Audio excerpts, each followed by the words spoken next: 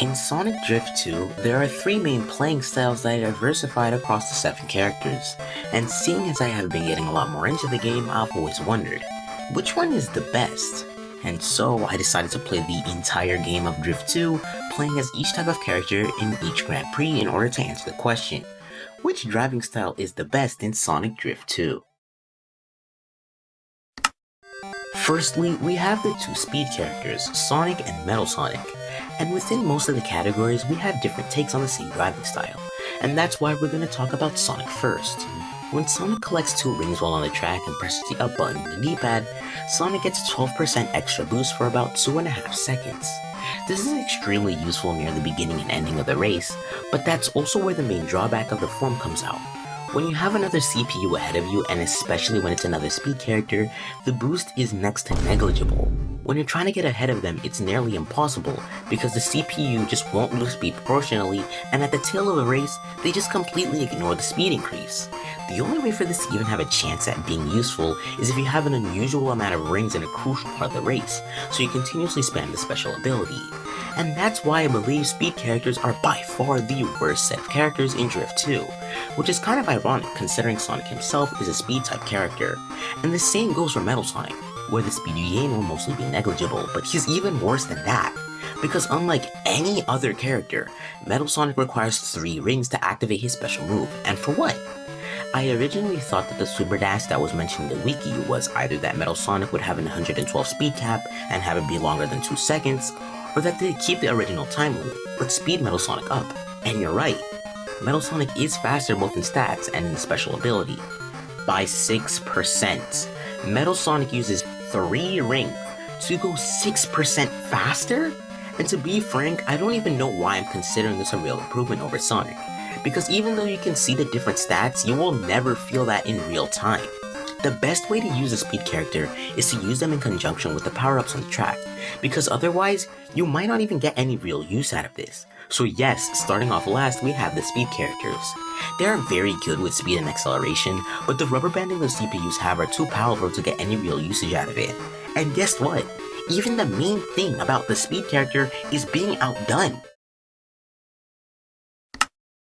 Next up, we have the 2 fly characters, Tails and Knuckles, and these are by far seemingly the least effective characters.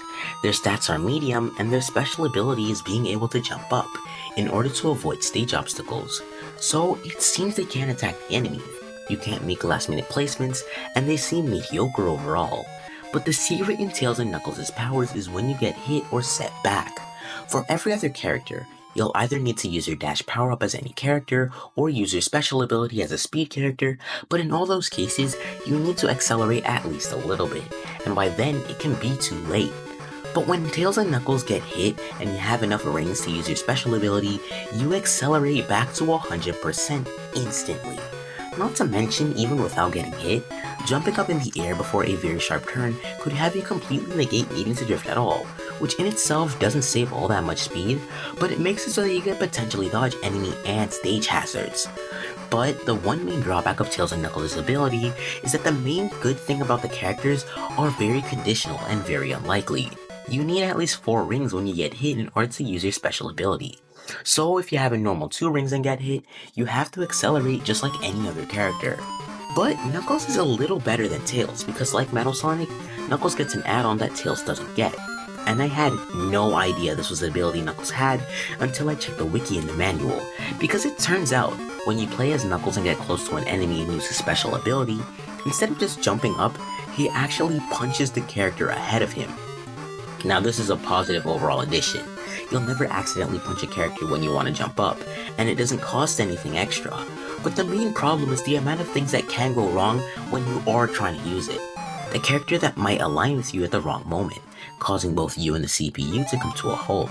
And because of how insanely close you need to be in order for the ability to work, you might either just misread your depth perception and get hit by them from behind, or you just jump anyway, because the game needs you to be right next to these people. The best way to play as a fly character is to drive as well as you possibly can, because your driving is your main advantage.